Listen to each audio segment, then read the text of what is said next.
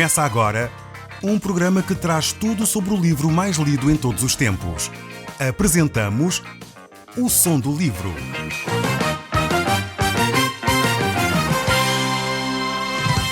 Seja muito bem-vindo. Neste podcast vai encontrar o livro mais conhecido e lido em todo o mundo.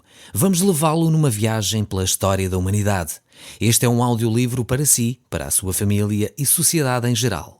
Contextualização e comentários de Paulo Chaveiro. Eu sou Paulo Chaveiro e nós hoje estamos de volta à primeira epístola de João, no capítulo 3. Eu gostaria de começar desde logo a olhar para estes textos bíblicos que tantos ensinos têm para nós. E por isso mesmo vamos começar a partir do verso 1 e 2 e depois então entraremos, propriamente dito, no nosso texto deste programa. Diz assim a palavra do nosso Deus: Vede que com grande amor nos tem concedido o Pai, ao ponto de sermos chamados filhos de Deus, e de facto somos filhos de Deus. Por essa razão, o mundo não nos conhece, porquanto não conheceu a Ele mesmo. Amados, agora somos filhos de Deus, e ainda não se manifestou o que havemos de ser. Sabemos que quando Ele se manifestar, seremos semelhantes a Ele, porque havemos de vê-lo como Ele é. Então temos aqui este texto bíblico que no fundo relata uma vida cristã que é bela, uma vida cristã que é conduzida dentro dos padrões de Deus. Agora, por um lado, nós não conseguimos viver esta vida bela, esta vida perfeita que Deus desafia cada um de nós a vivermos sem termos esse relacionamento intenso com Cristo. É impossível nós vivermos dessa forma. Pelas nossas forças nós não chegamos lá. Muitas vezes nós até começamos bem, percebemos que não conseguimos sozinhos, apelamos para Deus que Ele venha em nosso auxílio, mas depois quando a vida tranquiliza, as coisas se estabilizam, nós pensamos que conseguimos fazer as coisas pelas nossas próprias forças. E esquecemos-nos rapidamente que temos de depender diariamente de Deus para executar e viver e andar e caminhar dentro dos padrões de Deus. O próprio apóstolo Paulo, a certa altura, ele admite exatamente isto e ele percebe que ainda não havia chegado lá. Ele dizia que caminhava para o alvo, que é Cristo, dizia ele aos Filipenses. Ele prosseguia para esse alvo. Ele não tinha ainda atingido a meta que Deus tinha proposto para eles. Nós, no entanto, se somos filhos de Deus, temos que ter esta percepção também. Por um lado, caminhamos para essa meta. Por um lado, caminhamos para ser semelhantes a Cristo. Por um lado, vivemos uma vida que deveria ser semelhante à vida que Cristo viveu, mas por outro lado, ainda estamos nesse processo de caminhada. Não chegamos ainda lá. Estamos no processo de alcançar esse alvo que Deus tem para nós. E por isso mesmo o desafio que Ele nos lança aqui no verso 3 do capítulo 3 de 1 João é este mesmo. E assim mesmo se purifica todo o que nele tem esta esperança, assim como ele é puro. Ou seja, o cristão tem como modelo não o padre, não o pastor, não o bispo, mas Cristo. O problema é que muitas vezes nós queremos ver modelos humanos. Então, deificamos determinadas pessoas pensando então que elas são Deus na Terra. E, infelizmente, alguns até se afirmam dessa maneira, que são os representantes de Deus na Terra. De certa forma, todo o cristão é um representante de Deus na Terra. Então, todo o cristão é de alguma forma, um modelo a ser seguido. E não há uns que representam mais do que outros. Essa é uma ideia que não tem respaldo no Novo Testamento. É uma ideia que tem muito mais a ver com o sacerdócio do Velho Testamento do que com o sacerdócio universal que o próprio apóstolo Pedro, nas suas cartas, nos ensina, o próprio Senhor Jesus Cristo nos ensina. No Novo Testamento, o único supremo e sumo sacerdote que nós temos é Jesus Cristo. É Ele que realmente validou o nosso acesso com confiança ao próprio Deus. Então, esta ideia de que há umas figuras na vida eclesiástica que têm assim um papel mais importante do que outros, não é uma ideia que tenha um respaldo bíblico. É por isso que a Bíblia mostra que nós, numa igreja, numa comunidade cristã, somos um corpo vivo de Cristo. E cada órgão tem a sua função, tem o seu desempenho, tem a sua responsabilidade e a sua importância e a sua dignidade. Não há uns mais do que outros dentro de uma comunidade cristã. Agora, não estou a falar com isto que não há pessoas que têm responsabilidades diferentes. É óbvio que sim. Assim como o coração não faz a função do estômago, nem os pulmões fazem a função dos intestinos. É óbvio que cada um tem a sua função, cada um tem a sua responsabilidade e é necessário respeitar essas diferenças e é saudável que as hajam.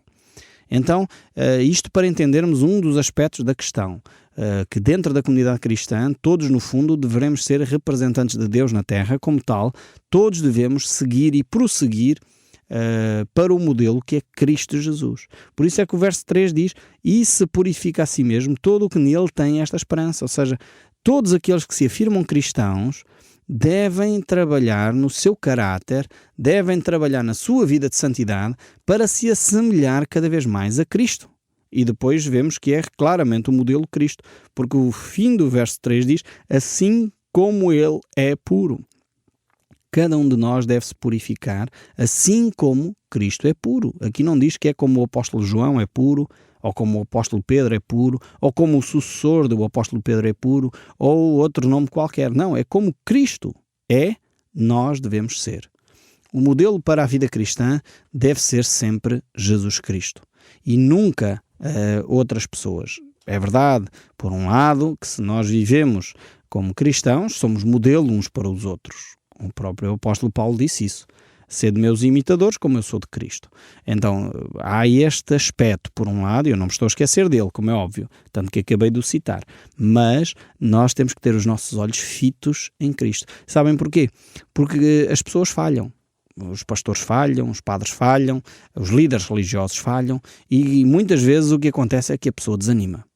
Mas então, afinal de contas, ele diz que é líder religioso, diz que é um homem de Deus, ou uma mulher de Deus, e faz isto. Se nós tivéssemos os nossos olhos em Cristo, provavelmente ficávamos menos decepcionados.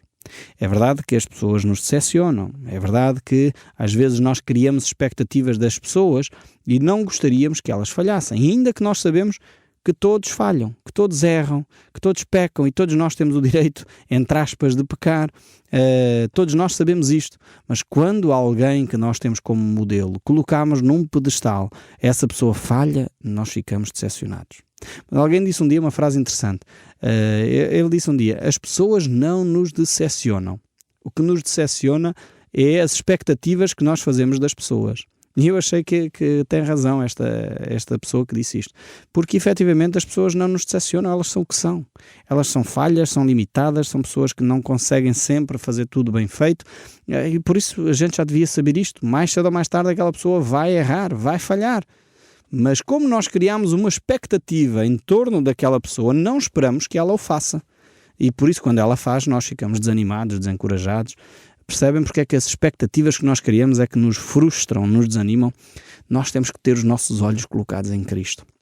Quando nós fazemos isso, realmente somos menos vezes decepcionados, ficamos menos vezes desanimados, porque Cristo é o único que não nos deixa mal. Cristo é o único que é perfeito. Cristo é o único que realmente não tem pecado, não tem sombra de variação, como diz aqui o apóstolo João nesta carta.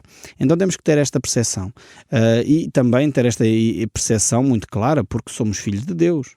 Como diz o texto bíblico, eu vou voltar a citar: agora somos filhos de Deus e ainda não se manifestou o que havemos de ser. Sabemos que quando Ele se manifestar, seremos semelhantes a Ele, porque havemos de vê-lo como Ele é. E assim mesmo se purifica todo o que nele tem esta esperança, assim como Ele é puro. Então sabemos que não é fácil, por um lado, nós vivermos uma vida de santidade, uma vida que agrada a Deus. Por outro lado, nós percebemos que temos um modelo, que é Cristo, que nos ajuda a viver dessa forma. E nos ajuda a viver em justiça, nos ajuda a viver em santidade. E é por isso mesmo que Deus colocou em nós o seu Santo Espírito para nos auxiliar nestes aspectos da vida prática. E é por isso que só dessa forma é que nós entendemos as palavras de Deus quando Ele diz: sede santos, como santo é o vosso Pai Celestial. Sede perfeitos, como perfeito é o vosso Pai Celestial. Só na perspectiva de que Ele coloca em nós o seu Espírito Santo para nós encontrarmos e vivermos estes desafios tão tremendos quanto eles são. O verso 4 aqui desta epístola de João diz: todo aquele que pratica o pecado também transgride a lei. Então, ele agora reforça aqui a ideia, porque havia, como vocês sabem, aquele grupo que eram os gnósticos, que tinham regras próprias para se regerem, e a grande e importante regra era o conhecimento, adquirir conhecimento, sabedoria. E aqui o apóstolo João mostra claramente que não se pode viver uma vida de santidade e ao mesmo tempo praticar pecado. Não é possível. É um contrassenso, é alguma coisa contrário aos ensinos das Escrituras. Então estas pessoas viviam uma vida dupla, podemos dizer assim. E infelizmente às vezes as pessoas ainda hoje querem ressuscitar este tipo de comportamento. Quando eu vou à igreja, então é a minha vida de santidade. Mas quando eu estou no trabalho eu faço o que me apetece. Como se nós fôssemos esquizofrénicos, quer dizer, como se nós tivéssemos dupla personalidade. E há pessoas que têm tripla, não é? No trabalho têm uma, em casa têm outra, e quando vão à igreja têm outra, não é? Temos que realmente ter uma vida coerente. Temos que ter uma vida ao mesmo tempo sincera, transparente. Se somos competentes no trabalho, sejamo-lo em casa, sejamo-lo na igreja. Se somos pessoas sérias na igreja, sejamo-lo também no trabalho, sejamo-lo na vida de lazer. Compreendem o que é necessário? Não podemos dizer que somos pessoas muito competentes na vida profissional e depois na vida privada somos uns bandidos, desculpem-me a expressão.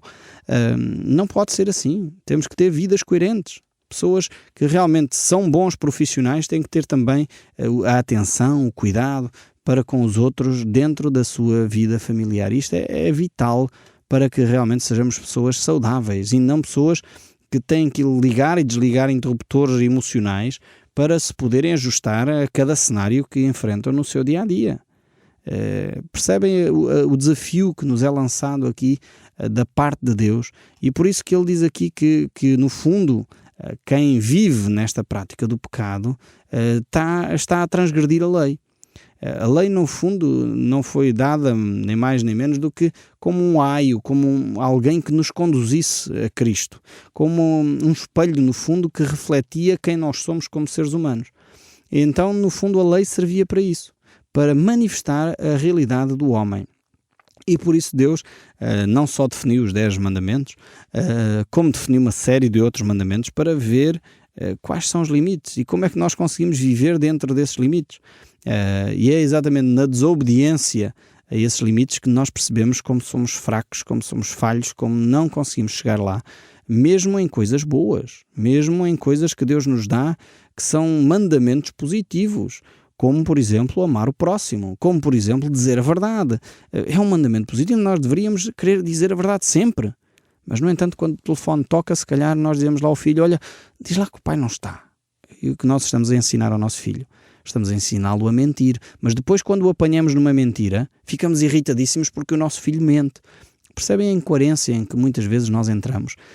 Temos que ser um bocadinho mais inteligentes, temos que ser um pouquinho mais coerentes. Se nós não queremos que o nosso filho minta, não vamos ajudá-lo nesse processo. Não vamos ser nós a dizer, olha, mente aí pelo pai, porque eu agora não quero atender esse telefonema. Diga sinceramente, olha, eu não tenho disponibilidade para atender, olha, agora não quero atender o telefonema. Seja sincero consigo próprio, seja sincero com os seus filhos, porque dessa forma estamos a educá-los nos bons padrões éticos, nos bons padrões que vão formar definitivamente um caráter saudável para o futuro. Voltando aqui ao texto bíblico, o apóstolo João, aqui no capítulo 3, verso 5, ele diz: sabei também que ele se manifestou para tirar os pecados e nele não existe pecado. Então isto aqui é para duas razões, este versículo que nos é dado aqui pelo apóstolo João. A primeira é claramente para desmistificar a ideia de que Cristo era um ser humano que foi evoluindo e tornou-se um Deus, porque era assim que os gnósticos viam a pessoa de Jesus. Portanto, o apóstolo João quer dizer, nem pensem sequer nisso. Quer dizer, Jesus nunca teve pecado, nunca existiu pecado nele, portanto, ele não foi um ser humano que evoluiu muito. Não, ele foi Deus feito homem e que habitou entre nós para que nós víssemos a glória do unigênito do Pai. João quer deixar isso muito claro. Portanto, e o segundo aspecto é que só Cristo pode realmente remover os pecados. Portanto, sabei também que ele se manifestou, diz aqui este verso 5, para tirar os pecados. Só que nós desta palavrinha não gostamos nada. Ficamos logo, quando ouvimos a palavra pecado, nós ficamos assim tipo com uma alergia, não é? Ficamos com uma alergia a esta palavra e tentamos logo desligar o nosso rádio porque não queremos conviver com esta palavra. Cheira a mofo, cheira a religião, cheira a passado, a coisa antiga. Mas na realidade é uma palavra muito acertada. Eu não sei se você sabe o que é que significa a palavra pecado. A palavra pecado não significa nem mais nem menos do que errar o alvo. Você está a imaginar um jogo de setas, tiro ao arco, por exemplo, ao alvo com setas, e quando você não acerta exatamente lá no centro do alvo, você errou, falhou o alvo. E é isto que a Bíblia chama de pecado. É falhar o alvo. É nós querermos ir numa direção e fizemos outra coisa ao lado. Estava quase lá, mas não foi no centro. Acertámos, mas foi um bocadinho ao lado. E isto a Bíblia chama de pecado. E é por isso que nós temos que entender o que as palavras ao mesmo tempo significam. Para, por um lado, desmistificar, por outro lado, termos bem cientes que foi para isto que Jesus Cristo veio. Para realmente nos retirar esse sentimento que nós nunca acertamos o alvo. Ou raramente nós acertamos mesmo em cheio. Muitas vezes falhamos, passamos ao lado. E talvez, não sei se consigo, comigo acontece. Às vezes diz, mas eu não queria ter dito isto a esta pessoa. Eu queria encorajar e afinal a pessoa ficou magoada comigo. Quantas vezes isto me acontece? Ainda há pouco tempo estava a ouvir um amigo meu que me dizia, sabes Paulo, olha, falei com o fulano tal, e ele estava a dizer aquelas palavras, lembras-te do que é que tu disseste sobre esta situação assim, assim, assim? Ela pensou isto. Sim, mas eu não foi nada disso que eu queria dizer. Então eu estava com essas palavras a querer encorajar a pessoa e a pessoa sentiu-se assim, tenho que ir lá falar com ela, pedir perdão. Porque não era a minha intenção. A minha intenção era exatamente o oposto. Mas falhei o alvo, pequei, errei, acertei ao lado, não fiz aquilo que era realmente o meu propósito. Quer encorajar, animar, e afinal, em vez da pessoa ficar encorajada e animada, a pessoa ficou mais em baixo. Realmente, quantas vezes acontece, pelo menos comigo, se calhar esta mensagem é só para mim, mas eu penso que se calhar consigo também acontece o mesmo. E é por isso que João Batista, quando viu Jesus, diz, eis o Cordeiro de Deus que tira o pecado do mundo. É este Cordeiro de Deus que realmente nos pode restituir à sanidade, nos pode restituir a um relacionamento, porque o pecado, efetivamente, faz uma barreira entre nós e Deus. E Cristo veio exatamente para remover essa barreira. Por isso o texto bíblico de Isaías diz, Ele tomou sobre si as nossas enfermidades, Ele foi trespassado pelas nossas transgressões e moído pelas nossas iniquidades. O castigo que nos traz a paz estava sobre Ele e pelas suas pisaduras fomos sarados. Levou sobre si o pecado de muitos e pelos transgressores intercedeu. Aquele que não conheceu pecado, Ele, Deus, o fez pecado por nós, para que nele fôssemos feitos justiça de Deus. Veja bem, o paradoxo destas afirmações, eu citei vários textos bíblicos do livro de Isaías, veja como aquele que não conheceu o pecado, Deus, Ele próprio assumiu a responsabilidade de resolver este problema que o homem tinha criado. Veja bem, o homem virou as costas a Deus, disse, não, eu quero ser como Deus, eu quero ter o conhecimento, eu vou fazer as coisas à minha maneira. E Deus disse, vamos então criar aqui um acordo. Criou a primeira aliança com Adão. Depois não funcionou, criou uma segunda aliança com Noé. Não funcionou, formou uma terceira aliança com Abraão. Não funcionou, voltou a estabelecer uma aliança com Moisés. E foi por aí adiante tentando ajudar o homem a resolver e a solucionar o problema do pecado. Até que chegou ao ponto de dizer, ok, o homem não consegue cumprir a parte do acordo que nós estabelecemos. Porque sempre que o homem agia, falhava. Deus cumpria a sua parte e o homem falhava. Deus fazia o bem e abençoava e o homem virava-se para os ídolos. E esta tem sido a história da humanidade. O coração do homem é realmente perverso, enganoso. Até que Deus diz, eu vou assumir toda a responsabilidade deste processo. E por isso mesmo, aquele que não conheceu o pecado, Jesus Cristo, Deus Pai disse no conselho da Trindade, vamos nós resolver isto, e enviou o seu amado Filho até nós, o Deus feito carne, para habitar entre nós e para realmente Ele assumir o pecado da humanidade sobre Ele. E por isso mesmo, nós que éramos pecadores, passámos a ser justiça de Deus. Realmente é um milagre tremendo perceber a vontade de Deus e o coração de Deus para com o homem. Deus não é nada disso que nos ensinaram, um Deus tirano, um Deus maldoso, um Deus vingativo. Não, Deus é um Deus amoroso, um Deus que cuida, um Deus que se preocupa consigo, ao ponto de Ele próprio se entregar. Você imagine bem o coração de Deus, ao ponto de Ele se entregar para morrer por si e por mim, quando nós não tínhamos nada para oferecer, quando nós ainda éramos pecadores, quando nós simplesmente tínhamos ofensas para dar em troca. Deus disse: eu morro mesmo assim, para que eles tenham vida e a tenham com abundância. E é aquilo que diz João aqui neste capítulo 3, verso 5 desta primeira epístola: sabei também que Ele se manifestou para tirar os pecados, e nele não existe pecado. Veja bem a grandeza do coração do nosso Deus, ao ponto de realmente se entregar por nós, para que nós pudéssemos ter esta vida, para nós podermos ser chamados justos e santos por causa do sacrifício que Ele fez naquela cruz. Este Cordeiro Imaculado de Deus, que veio ao mundo, veio para morrer e derramar o seu sangue, para que através do sangue de Cristo os nossos pecados fossem perdoados. E o que nós temos que fazer é confessar o nosso pecado a Jesus. Dizer: eu reconheço o meu pecado, eu confesso o meu pecado, eu aceito o teu sacrifício na cruz, ó Deus, para perdão dos meus pecados. Esta oração simples que eu acabei de citar pode fazer a diferença entre uma eternidade longe de Deus ou uma eternidade perto de Deus. E por isso o apóstolo João continua a dizer no verso 6: todo aquele que permanece nele não vive pecando. Todo aquele que vive pecando não o viu nem o conheceu. Aqui estamos a falar de um aspecto, não é cometer pecado, é vive na prática do pecado. É completamente diferente.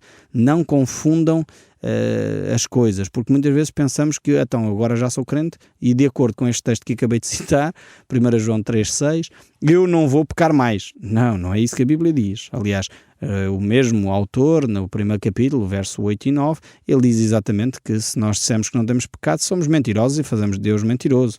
E por isso mesmo ele deu a alternativa de nós confessarmos o nosso pecado, para que Ele realmente possa perdoar os nossos pecados. Agora, tem a ver com a prática do pecado. É aquela simples história que eu já tenho contado algumas vezes entre o porco e a ovelha. O porco, quando cai no charco, fica todo contente. A ovelha, quando cai no charco, salta dali rapidamente, porque não é o seu meio ambiente. A vida cristã é mesmo assim. Quando um cristão é verdadeiramente cristão, quando cai em pecado, sai dali depressa, porque aquilo já não diz nada à sua natureza, já é contrário à sua natureza. Quando alguém não conhece a Cristo, não é filho de Deus, então fica satisfeito no lamaçal. O Som do Livro, uma produção da Rádio Transmundial de Portugal.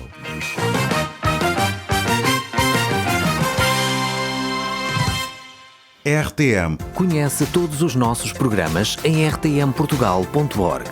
Uma produção da Rádio Transmundial de Portugal.